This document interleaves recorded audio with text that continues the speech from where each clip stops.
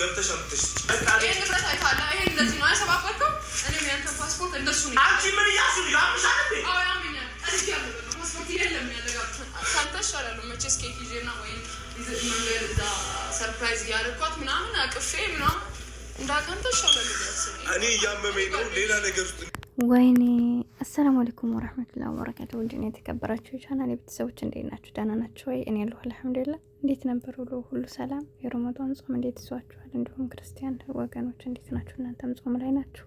እንዴት ይዟችኋል? ዱዓ ጸሎት እያደረጋችሁ ነው? አብሽሩልኝ እላችኋለሁ ወዶቼ። እና እንግዲህ ያው ቤዚ ስለሆንኩኝ ገና እያየሁት ነው የነህሉን ሙሉውን አይቼዋለሁ። እውነት በጣም ያሳዝናል። ማለት እልህ የተሞላበት ባይሆን ጥሩ ነው። ማንም ሰው ሊያሸንፍ የሚችለው በፍቅር ጸብን በፍቅር ነው የምናሸንፈው። እና ያው እልህ እየተያያዙ ነው አሁን ያሉት። እሱም ይወዳታል፣ እሷም ተወደዋለች። ግን እሱ አሁን እሱ ያው እንዳላችሁ መንገዶችን ነው እየመራ ያለው። እውነት ይሄ የሆነውም ነገር እነሱ የእውነት ከልባቸው ፍቅር ካለ ተስተካክሎ ያኔ በቃ በይቅርታ መታለፍ የሚችል ነገር ነበር። ለምንድን ነው እንዳልኳቸው አሁን እሷም በጣም አልቆረጡም። በእርግጥ እሱም በተደጋጋሚ ይቅርታ ጠይቋል። ቢሆንም ግን ያው ከልቡ አይደለም እሱ የጠየቀው ስናየው። እንዳለችው አሁን ከሷ እሱ ቆርጧል። ሄሉ ግን አሁንም ትወደዋለች። እውነት ለመናገር እኔ አይኗ ላይ እንደዚህ ባላት ሁኔታ ይሄን ፓስፖርት ራሱ አልሰጥም እያለች ያለችው እሱን ለመጉዳት ፈልጋ ሳይሆን ምናልባት ያው እንዳለችውም አንድ ጊዜ አልፈልግም ስላለችው በዛው መንገዱን ይዞ መውጣት እንደሌለበት ያ ነገር ስለተሰማት ነው። ገብቷችኋል አይደል? እና አዎ ሁላችንም በምንወደው ሰው ላይ ለምን አላባበለንም? ለምን ባንዴ ተስፋ ይቆርጥብናል? ለምን ባንዴ መንገዶችን አመቻቸ ብለን እንናደዳልና ሲመስለኝ እንግዲህ ሄሉ የተረዳችው በዚህ አንግል ነው። ባለፈው አንዴ ያስጠይቆ ቤተሰብ እምቢ ስላለችው እሱ ፍላጎት ቢኖረው ባንዴ አይደለም ደግሞ መጠየቅ ነበረበት። የችግር የለውም። ይህ ደግሞ በአንድ ሰው አይደለም በሁለቱም ሰው ላይ ነው መሆን ያለበት። በሁለታቸውም ላይ ካልሆነ እሷ ቢፈልግ እሱ አይፈልግም፣ እሱ ቢፈልግ ደግሞ እሱ አይፈልግም። እና ሁለታቸውም ቆም ብለው ቢያስቡ ጥሩ ነው። ማለት የሚለያዩበትን ነገር ከማመቻቸት ይልቅ አብሮ የሚሆንበትን ነገር ቆም ብለው ቢያስቡ ብዬ አስባለሁ። ምክንያቱም የሰው ልጅ አንዴ ክፍተት ከተፈጠረ እየሰፋ ነው የሚሄደውና ነገሮችን ለማጥበብ ቢሞክሩ ጥሩ ነው ብዬ አስባለሁ። ብዙ ነገር አሳልፈዋል፣ ብዙ ነገሮችን ተንኩነዋል። ይህ በመሀል እያመጡ የሚያደርጉን ነገር በተለይ ሄሉ አሁን ላይ ከናት የበለጠ የሚያስደስታ ሰው ኑሮ አይደለም። ግን ደግሞ ያደረገው ነገር ስላናደዳት እሱን ለማናደድ ብላ የተጠቀመችው ነገር ነበር። ግን ደግሞ እሱን ለማናደድ ብላ የምትጠቀማቸው ነገሮች ሁልጊዜም ደግሞ ዘላቂ እንደማይሆኑ ታውቃላችሁ፣ አይታችኋል። እንግዲህ አንዴ ሁለቴ እንዳልክን ነው ለማናደድ ብላ ያመጣው ላይ ነበረ። ማንን ነው ደግሞ ይሄም ስሙ ጠፋኝ። ያብንም ለማናደድ ብላ የያዘችውን ወንድ ታስታውሱ ከሆነ ነበረ። ግን በኋላ ካላስ ያብም ቀረ፣ ልጁም ወጣ ከዛ። ስለዚህ እሱን ለማናደድ ብላ ነውና እልህ ትዳር ውስጥ አይሰራም። ለወንዱም ለሴትም የምመክራችሁ ነገር ቢኖር እኔም አሁን እልህኛ ነው። በቃ የሆነ ሰው አላናገርበት ሰው የሆነ ነገር ካለ በቃ ግን ይህ ነገር በኖርማል ህይወት ችግር የለው። ለምሳሌ አሁን እንደዚህ አይነት እሱ ካላወራኝ አላወራም፣ እሱ ካልተናገረኝ አላናግርም፣ እሱ ካላደረገኝ አላረግም የምንልበት ትዳር ውስጥ አይደለም። የሆነ እኔም ራሴን የቻልኩ ቤት ለራሴ እየኖርኩ እናንተ አሁን የሆነ ነገር ብላችሁ ሰላምታ ካላደረገች እኔም አልመልስም ብላችሁ ትላላችሁ። ለምን? አብሮነት ስለሌለን።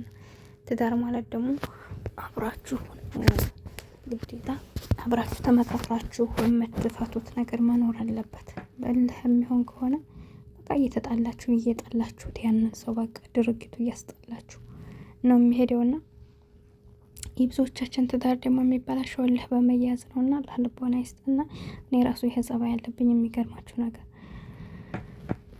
በህይወት ላይ በተለይ አሁን ላይ ግዴለሽ ሆኛለሁ ብታዩ እና ግዴለሽ ነኝ። ሰዎች ሀታ ከመደወል ደረጃ ካልደወሉልኝ አልደውልም፣ ከደወሉ ደውላለሁ። በቃ መልስ ነው የምጠብቀው። አስባችሁታል? ግን ይሄ ልክ አይደለም። ገባችሁ? ህይወት ስንኖሩ ያን ሰው ምናልባት ያልደወለው ወይ በራሱ ችግር ደብሮት ሊሆን ይችላል፣ ወይ ስራ ሆኖ ሊሆን ይችላል፣ ወይ ደግሞ የሆነ ብቻ ብዙ ነገር አለ እና አንዳንድ ጊዜ ከእናንተም እንደው ዛሬ ብትደውልልኝ ብሎ እየጠበቃችሁም ሊሆን ይችላል እና ትዳር ውስጥ ስትሆኑ ያው መጠባበቅ ጥሩ ነው ብዬ አላስብም። በቻላችሁት አቅም እሱን ማየት መጠበቅ ሳይሆን እናንተም እንደዛ መጠየቅ። ይሄ መጠየቅ እኮ ችግር የለው፣ ማንኛውም ሰው የምንጠይቀው አይደለ? እንዴት ዋልክ እንዴት አደርክ ብንል ማለት ነው። ግን ሁላችንም ጤባር አለብንና ይሄ እልህ ደግሞ ከባድ ነው። አሁን እንግዲህ የሰማሁት ነገር ከነሄሉ ምን አለ እሱ አንቺ ብትወጂ ኑሮ ሌላ ወንድ ይዘሽ አትመጭም ነበር ነው እያለ ያለው። እሷም ደግሞ አንተም ብትወደኝ ኑሮ ሌላ ሴት ይዘህ አትመጣም ወይ ብላ ነው ያለችው። እና እንግዲህ አስቡ፣ ሁለታቸው መለህ ውስጥ ናቸው። ገባቸው አይደለ? የመጀመሪያው ስህተት ሳያንሳቸው ደግሞ እሱ ድጋሚ ያችን ልጅ ይዞ ይቅርታ ለመጠየቅ ኬክ ለማቁረስ መሄድ፣ እንደገና ደግሞ እሷም ደግሞ ሄሉም ደግሞ እናቴ ፋንክታው ሐኪም ቤት በሄደበት ያንን ልጅ ድጋሚ ይዛ መንጣት። ስለዚህ ሁለታቸውም ጥፋት አለባቸው አሁን ላይ እና ያን ያክል ትዳራቸው እንዲስተካከል ከፈለጉ በዚህ በልህ አይደለም። እና አሁንም ይህን ፓስፖርቱን አልሰጥም ማለቱ ይሄ ተገቢ አይደለም። ተስጠው ፓስፖርቱን ከላስ የሰው ልጅ በግድ ያትይዙትማ። እንደምትመለከቱ እናቴ አሁን ከላስ መንገድ ነው የሚፈልገው፣ ስበብ ፈልጓል። ምንም ጭራሽ የፍቅር ቅሬታ የሚባል ነገር የለውም እኔ ሳየው ማለት ነው። እያንዳንዱን ነገር እያደረገ ያለው በቃ ቢሆን ደስ ይለኝ ነበረ፣ ደስተኛ ነበር። ግን ደግሞ ፈጣሪ ያላለው መሄድ ያለብኝ እዚህ ቆይቼ አንቺን መረብሽ የለብኝም። በቃ ይሆናል አይደለ? ከእናንተ መራቅ የሚፈልጉ አይነት ሰዎች እንደዚህ ነው የሚሏችሁ።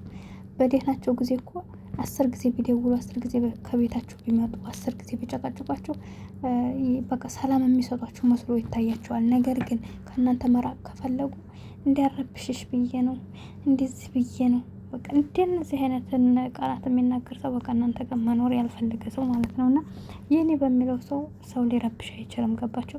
ምንም የረብሸው ነገር የለ። የኖራችሁበትን ጸባይ እንደገና መልካም ሰው ለመሆን ማሰብ ማለት ነው። እና ብቻ ከባድ ነው። እና ሄሉም ዙሮ ነቅታበታለች። ሲቀጥል ደግሞ የሆነች እየሰማኋት ነበርና በብር ነው እንደገዝቶ ያስቀመጣት። ለምንድን ነው ብር የሰጣት እያላይ ነበር። ብሩን የሰጣት ስኒውን ስለሰበረው ነው። ስኒውን ሰብሮ ለምንድን ነው የሰበርከው? ንብረት እኮ ነው የሰበርከው ስትለው ነው። በእርግጥ ብር አወራወሩ ያስጠላል ለመናገር ያኔ እንዳለው አሁን እሱ ብር ስላለው ነው ይደብራል። በእርግጥ ቢሆንም ግን ደግሞ እሷ ያንን ያለችው አንደኛ ስኒውን አንስቶ ሲጠላው